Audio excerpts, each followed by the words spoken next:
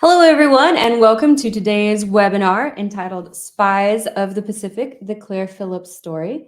My name is Lauren Cornegay-Dollar, and I am the Adult Programs Coordinator here at the National Museum of the Pacific War. I want to give our at-home audience a few minutes to log in. So while we wait, if you can type in the chat box and let us know where you're streaming in from, we really appreciate it. And I see a bunch of you already know the drill.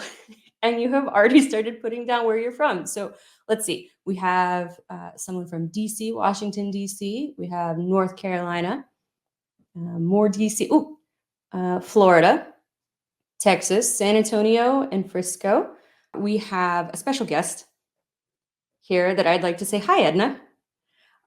It is amazing to have you watching all the way from the Philippines, and we appreciate you joining us today. I think we are going to go ahead and get started with today's program. So I would like to introduce our guest speaker for today. Her name is Amanda, and she's coming to us all the way from the International Spy Museum in Washington, D.C. Hi, Amanda.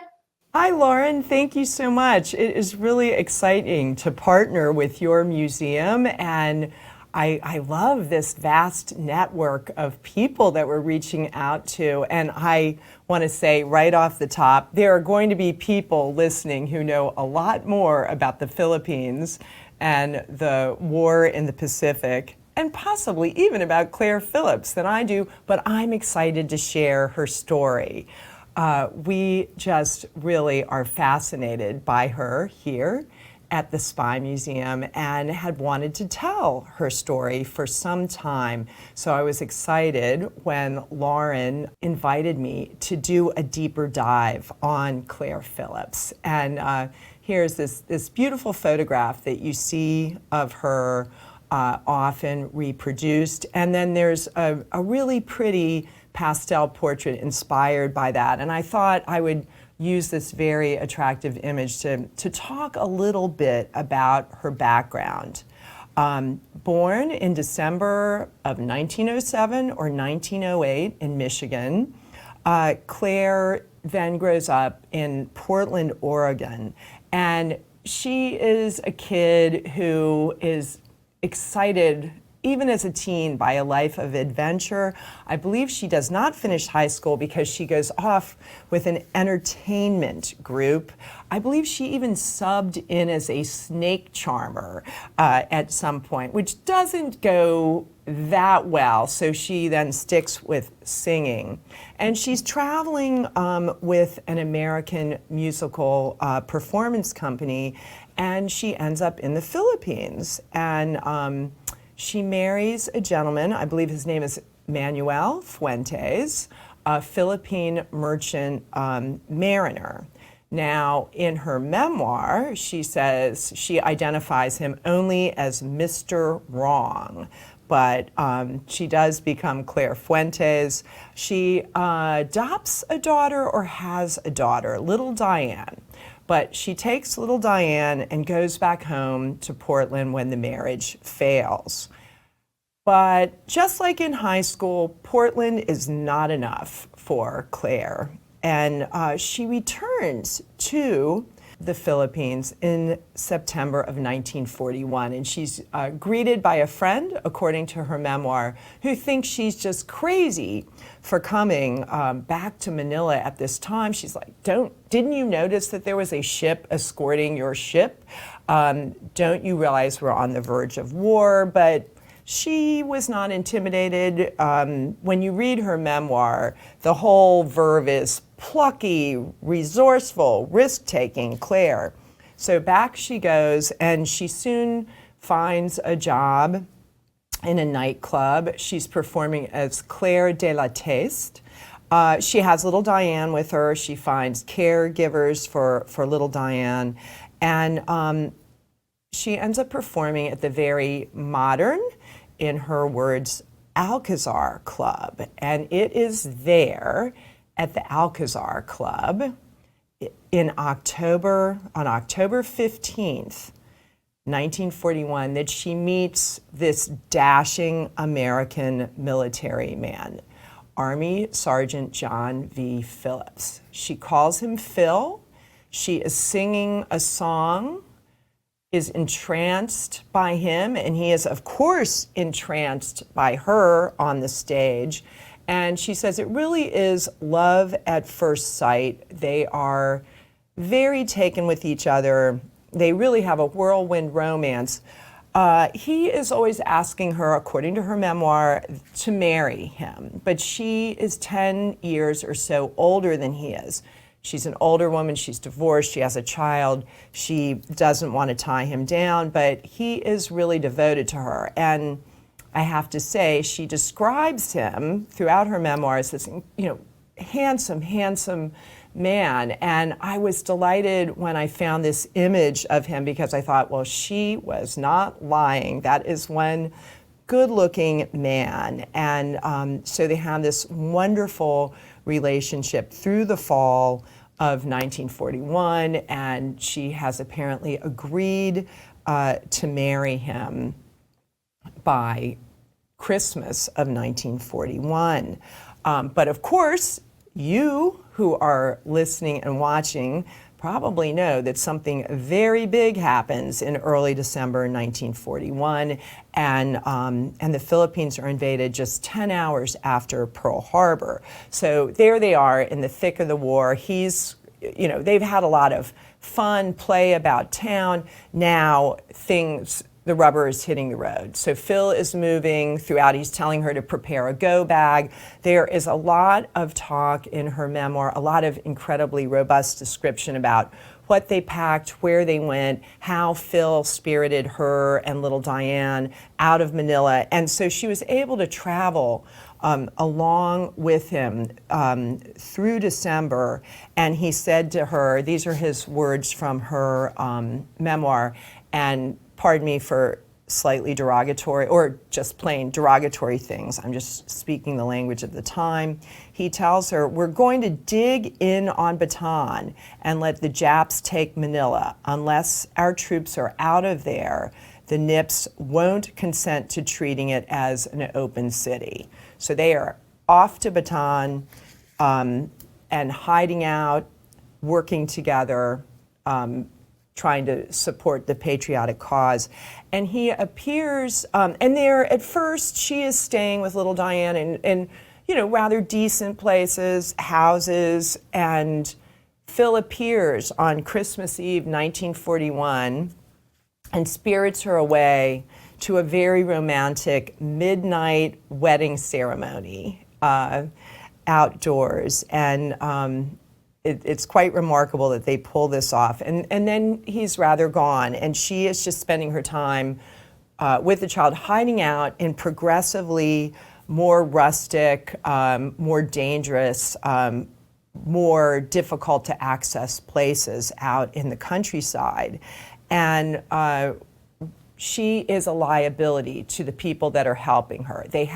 She has money, so she's able to buy some friendships. They're also, I think they're likable people who have had a network that they've established with people before the war, but she's a liability as an American woman.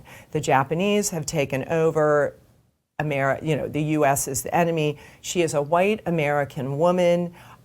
So she begins a campaign of sun tanning to try to make herself look less distinctive. So they're hiding out, they're trying to survive, she's working on her tan, and according to her memoir, it's during one of these incidents when she's working on her suntan that she comes across Colonel Boone, and he is corporal, he identifies himself as corporal, Company D, 31st Infantry, and he's kind of holed up in the backcountry with a couple of other very decrepit American troops, but she begins to help them, getting them some medicine, some food. And Colonel Boone hatches this plot and feels like he can assemble a guerrilla network, and that he's going to be able to assemble other freedom fighters, and they are going to be able to attack against the Japanese, from their strongholds in the jungles. And it's during this time that she purports to see the death march. I mean, it's really, the detail reading her memoirs is very, very upsetting, very harrowing. She feels like she's got to do something. She knows Phil is a prisoner. He has been moved to a prison farther away, and she really wants to take action. This is an action person.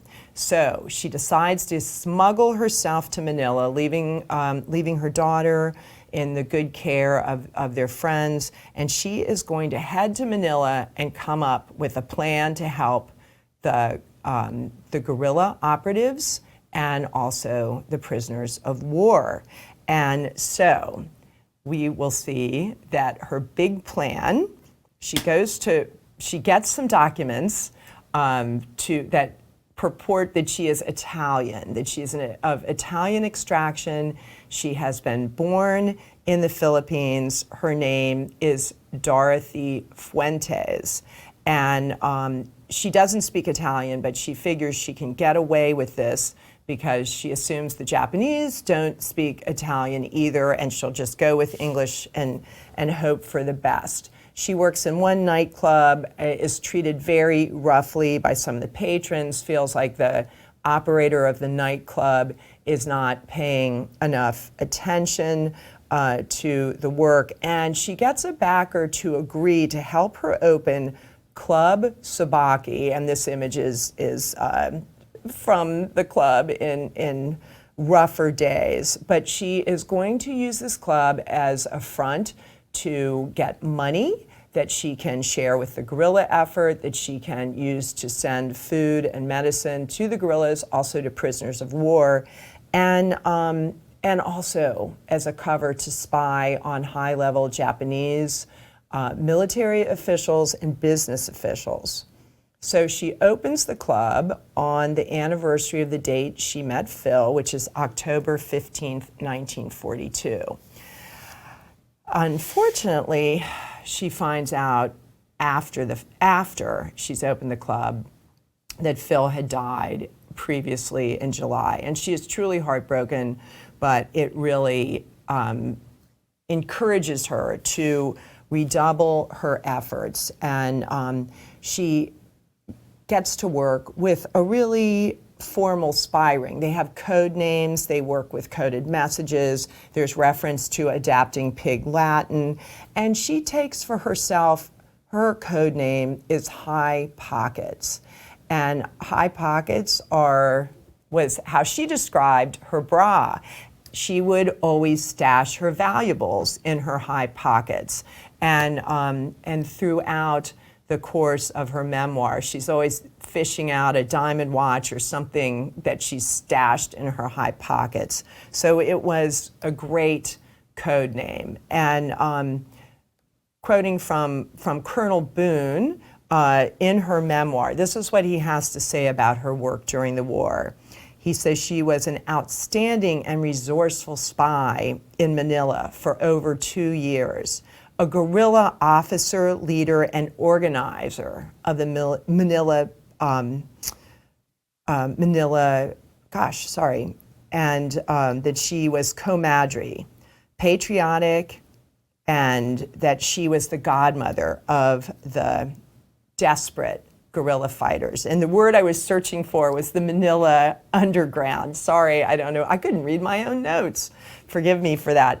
And I have to say, she is using this incredible club, Subaki, as a way to get the funds together. She's got Japanese businessmen in, she's got officers in, and they are putting on these shows. So while you're reading her memoir, you feel like you're in a movie script. She's talking about how she decorated the club. This is a war. Her husband's in prison and then later turns out to have died in prison, but she's talking about the orchid drapery that she gets for the club, the peanuts that they have on the table, because they have to make the Japanese officials feel like this is exclusive in order to draw them in.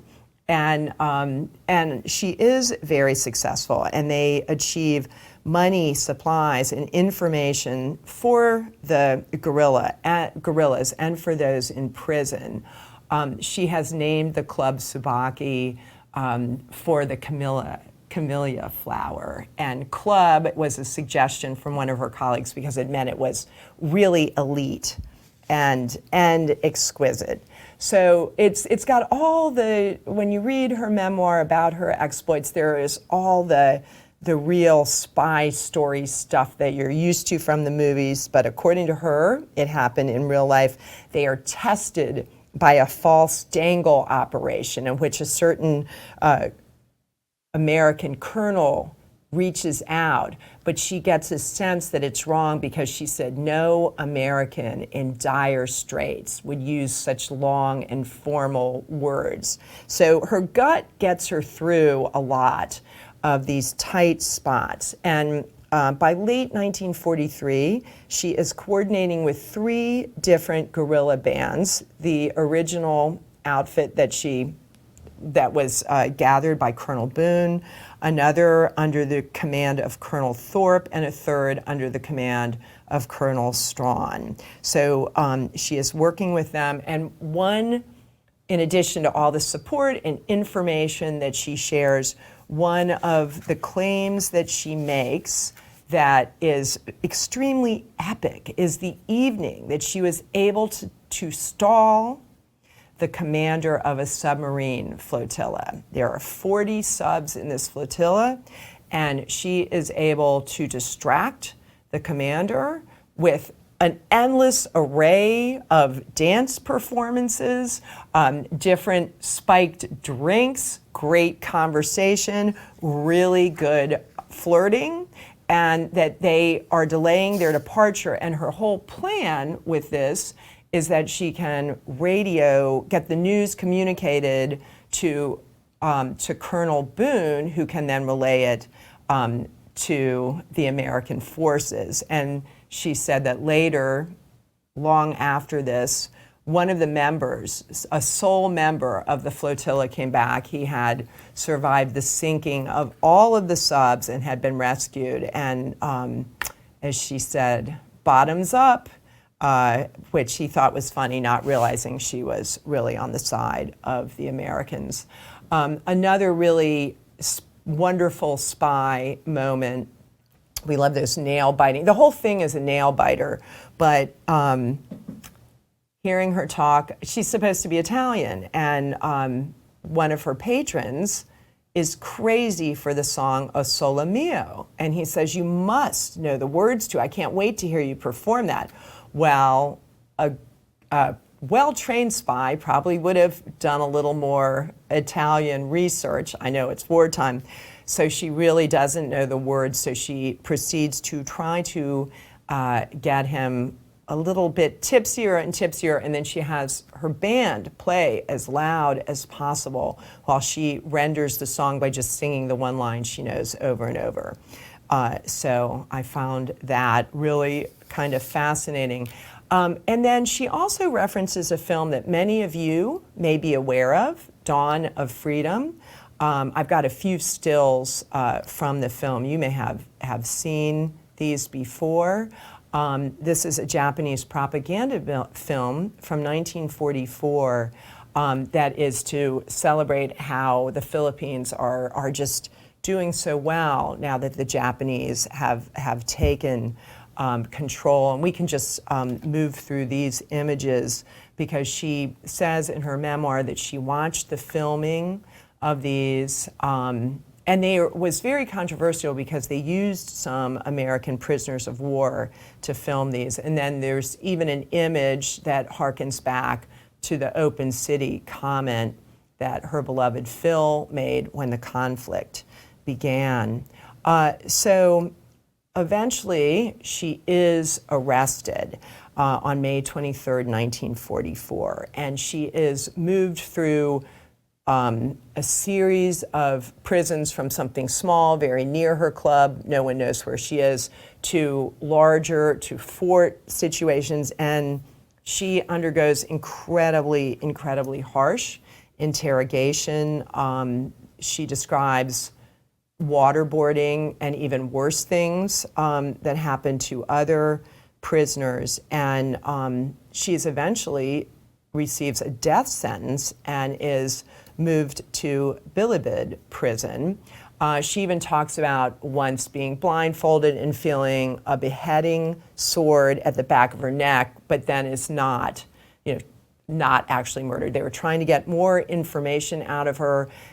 She always suggests that she would never give up anything unless if she had heard that someone was already in prison, someone from her spy ring, she might then say, oh, well, this code name refers to that person.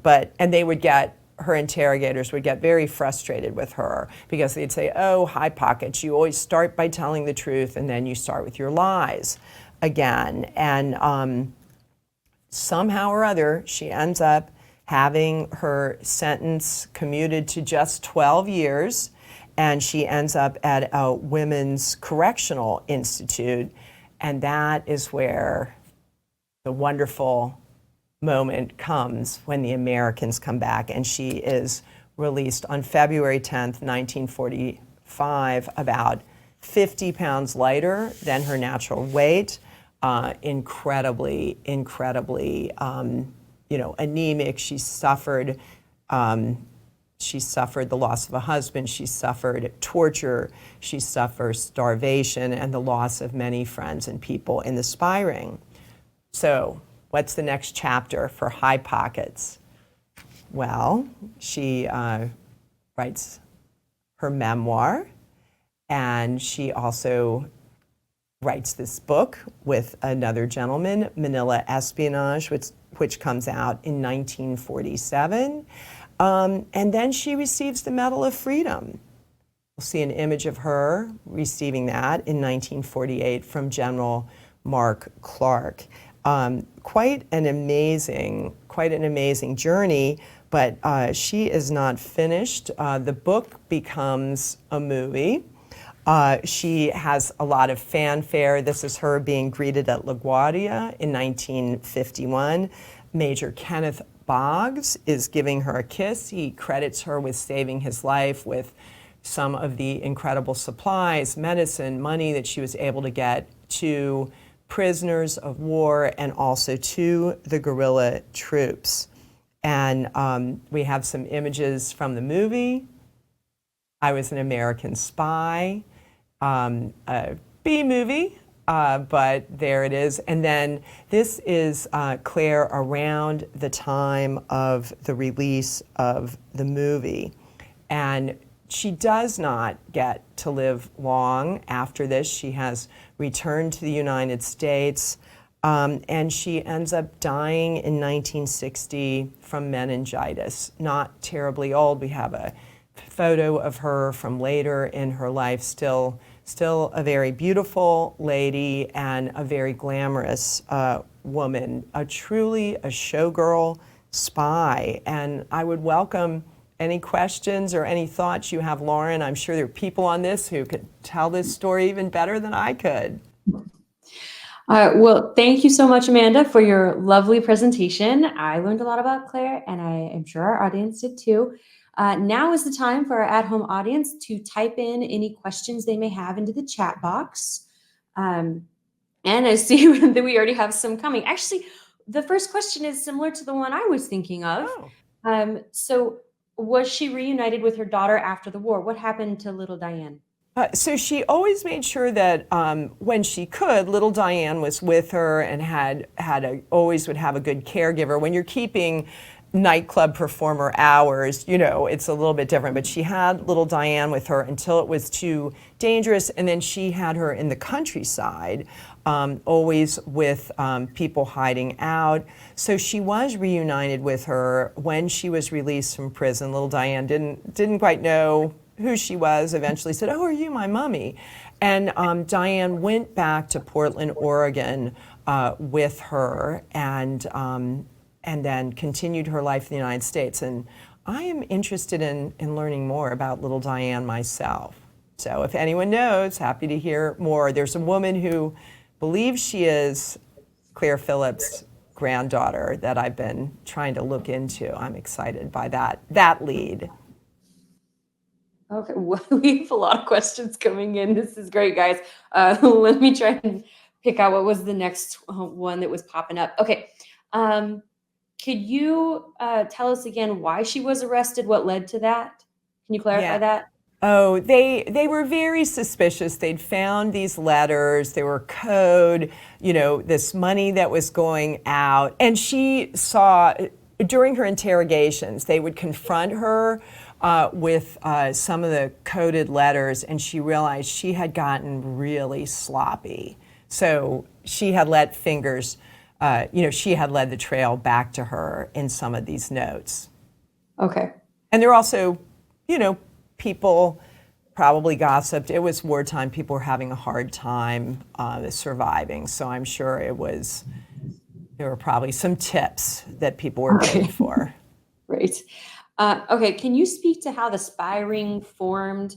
Was it similar to how they formed in Europe, or was it a different kind of beast? It seems very grassroots. It was not a formal thing, but that's very much like Europe too, where it's people with commonality. You kind of get together and realize that you have the same aims, and you've got to really feel people out, because who knows, you could think someone's on your side and ready to work for the resistance, and then it turns out, no, they're going to turn you in. But she had a lot of, remember, she had lived in Manila, so she was working with people she knew and trusted. And there are some friends that she became very disappointed in because they became opportunists and just seemed to work directly with the Japanese who were in power. But she had a network of friends and people that she trusted that she could build from. Okay. Do you know if she had any association with Ted Lewin? He was running the black market. I don't know that, but if anybody in the chat knows it. Great. Feel free to shoot us an answer on that one. Do you know if she testified in the Japanese war crime trials? I am not aware of that. Okay. I didn't read anything about that in my research about her either. Yeah. So, okay. Can you remind us the name of her books? All right, so Agent High Pockets is available. This is like a reprint of her memoir that was easy to get a hold of. I got this on Amazon. Manila Espionage, she is co-written with, I think it's Myron Goldsmith. I have it on the slide. I can't see it. That one you can also get a reprint of. And then there is one of our guests has a novel, or I'm sorry, has a book about her. So there are some interesting books about her that are out there that are newer. Yes, we'd like go ahead and give Edna's book a plug, codename High Pockets. Thanks for reminding. I can't see any of those good details. Thank you, Lauren. She is also in the chat helping to answer some of the questions. We appreciate that. Thank you. So I think we answered the questions about the daughter, and it seems as though we have an ROTC group watching and a school group watching. So hi, guys. Hi. And this is an interesting one. Wikipedia says that she had another daughter. I only know of the one. She did. I went down an interesting rabbit hole with, people writing about their knowledge of her afterward, and a relative, I believe, of Phil's said that she had written about 4 years before her death, had written them that she had remarried a man like John, that's John Phillips, after the war, and lived in the San Francisco area, but I have not seen anything about another daughter. And she was born in 1908, so I don't know if this was an earlier daughter or a later daughter, but we can do some math on if she had a baby at 50 or not. So, yeah. Okay. Well, so we are just about out of time for today's presentation, and I want to say a big thank you to everybody at home who tuned in, and also to Amanda. Thank you so much for your presentation and your time today. Before I let everybody go, I want to do a couple of reminders. So don't forget, we have another webinar coming up next month, and I'll be talking with my coworker, Erin Schumann, about our outposts and be showing you a digital outpost. So again, thank you to everybody for attending today's event, and we will see you next time.